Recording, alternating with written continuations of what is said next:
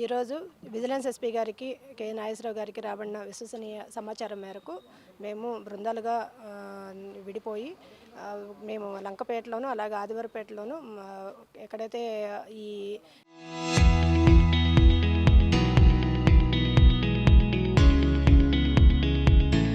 Beef యొక్క మాంసం నుంచి పశువుల దగ్గర నుంచి అవి కట్ చేసినప్పుడు వచ్చే అది పచ్చి కొవ్వుని వాళ్ళు దాన్ని సేకరించి వాళ్ళు దాన్ని కరిగించి అలాగే మార్కెట్ నుంచి గుడ్ లైఫ్ తర్వాత పూజ ఆధారు ఇలా ఏదైతే సోకాళ్ళు బ్రాండ్స్ ఉన్నాయో వాటి ఆయిల్ టిన్స్ని వాళ్ళు ఎంటీ టిన్స్ని పర్చేజ్ చేసి ఆ ఆయిల్ టిన్స్లో వీళ్ళు ఇంట్లో కరిగించి ఆ యొక్క ఆయిల్ని దీంట్లో సేవ్ చేసి ఉంచి దాన్ని అమ్ముతున్నారు. వాళ్ళు ఇక్కడ జన్నయ్య అనే అతను ప్రజెంట్ మనం అతని ఇంటి దగ్గర ఉన్నాము. జన్నయ్య అనే అతను దీన్ని కలెక్ట్ చేసి అతను పశువుల్ని కట్ చేస్తాడు. అతనితో పాటు అతని దగ్గర ఉన్నాయి కాకుండా చుట్టుపక్కల కూడా అతను కలెక్ట్ చేసి అతని ఇంటి దగ్గర అతను కాచి, అది మనం ఇక్కడ చూడొచ్చు, ఇక్కడ కాస్తున్నాడు. అతను కాచి దాన్ని టిన్స్ని కలెక్ట్ చేసి టిన్స్లో దాన్ని సేకరించి దాన్ని నిల్వ చేసి ఉంచుతున్నాడు. దీనిని షౌకత్ అనే అతను ఇంకో అతను ఇక్కడే ఉన్నాడు. ఇతని దగ్గర నుంచి అలాగే కొంతమంది ఇలాగే జన్నయ్య లాంటి వాళ్ళు కొంతమంది ఎవరైతే దీన్ని కాస్తారో వాళ్ళ దగ్గర నుంచి కూడా ఇతను కలెక్ట్ చేసి చుట్టుపక్కల కామవరపుకోట నుంచి అలాగే ఇంకా సరౌండింగ్స్ నుంచి కూడా ఇతను ఎక్కడైతే కలెక్టింగ్ పాయింట్స్ ఉంటాయో అక్కడ నుంచి ఈ టిన్స్ని ఒక వెహికల్ ద్వారా అతను వాళ్ళ దగ్గర నుంచి 700 రూపాయలకి అతను పర్ టిన్, అది 15 లీటర్స్ ఉంటుంది, అది కలెక్ట్ చేస్తాడు. కలెక్ట్ చేసి వాళ్ళకి 700 అమౌంట్ ఇచ్చి ఇతను సామర్లకోటలో ఉన్న నజరత్ అతను ఇలాగే చాలామంది ఈ షౌకత్ లాంటి వాళ్ళని చాలామంది ఎవరైతే లంసంగా కలెక్ట్ చేస్తారో ఆ పాయింట్స్ని పెట్టుకొని అతను వీళ్ళందరి దగ్గర నుంచి ఈ కొవ్వుని తీసుకుంటా ఆ టిన్స్ని కలెక్ట్ చేస్తాడు అతను.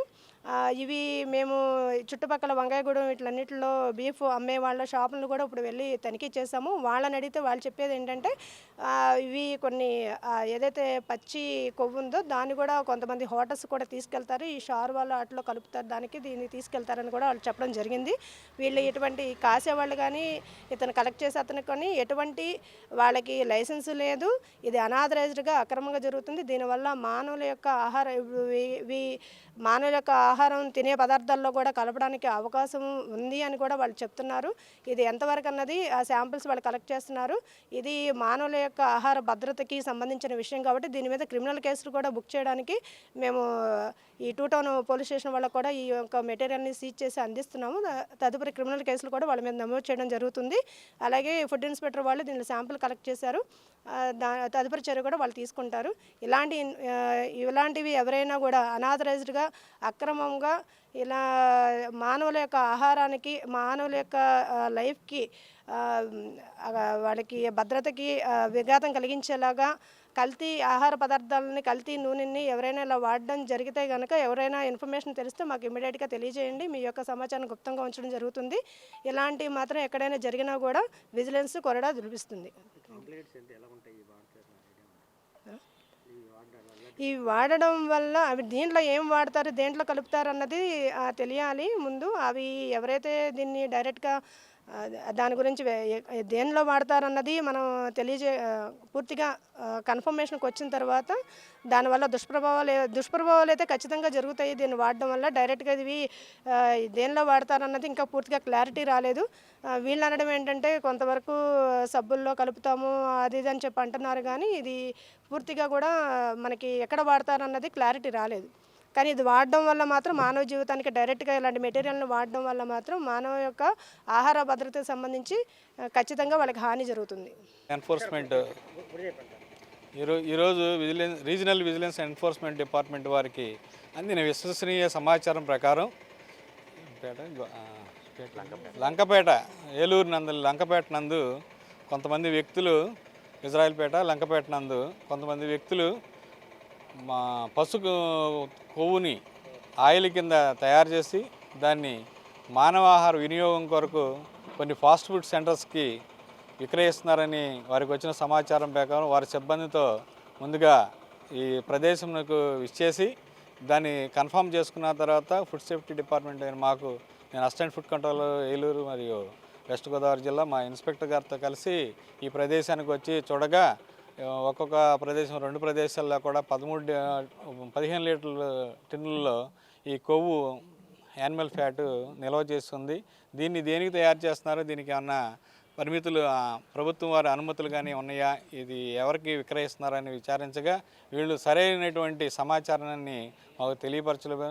కనుక ఇది మానవ ఆహారం కొరకు ఫాస్ట్ ఫుడ్ సెంటర్స్కి విక్రయిస్తున్నట్టుగా అనుమానం వ్యక్తపరిచి ఈ శాంపిల్స్ని కూడా తీస్తున్నాము. ఇక్కడ ఉన్నటువంటి ఈ 26 టిన్స్ని కూడా రిపోర్ట్లు వచ్చే వరకు కూడా సీజ్ చేసి రిపోర్ట్లు వచ్చినాక వీళ్ళపైన చట్టపరమైన చర్యలు తీసుకుంటామని తెలియదు. అలాగే ఎవరైనా కానీ ఇటువంటి అక్రమాలకు పాల్పడితే వారి మీద కూడా ఫుడ్ సేఫ్టీ స్టాండర్డ్ అథారిటీ అందరి నియమ నిబంధనలు అనుసరించి వారిపై కఠినమైనటువంటి చర్యలు తీసుకుంటామని కూడా తెలియపరుస్తున్నాం. దీన్ని వీళ్ళు తెలియపరిచేది ఏంటంటే ఈ చుట్టుపక్కల ఉన్నటువంటి ఈ ఎవరైతే పశువుల్ని కట్ చేస్తారో, స్లాటరింగ్ చేస్తారో వాళ్ళ దగ్గర నుంచి ఈ కొవ్వునంతా మాంసాన్ని కలెక్ట్ చేసి దీన్ని కరిగించి దీన్ని సామర్లకోటలో నజీర్ అనే వ్యక్తికి కోట బజార్లో అతనికి వచ్చి ఇక్కడ కొనుగోలు చేసి తీసుకెళ్తాడు. దాన్ని సబ్బులు కానీ చేస్తున్నారు, కానీ సబ్బులు తయారు చేస్తానికి దీన్ని ఒరిస్సా పంపిస్తామని చెప్తున్నారు. కానీ ఎటువంటి ధృవీకర పత్రాలు కానీ ఎటువంటివి లేవు. కనుక వీళ్ళపైన ఈ మచ్చలను సేకరించి హైదరాబాద్లోని నాచారం ఫుడ్ సేఫ్టీ ల్యాబ్కి ఎనాలిసిస్ కోసం పంపిస్తున్నాం. ఈ రిపోర్ట్స్ వచ్చిన వెంటనే వీరిపై చర్యలు తీసుకుంటామని తెలియపరుస్తున్నాం. నమస్కారం. Local to global news at your fingertips. మీ చేతిలో ఒక ఆయుధం. Download raw TV app. Media legend Ravi Prakash is back.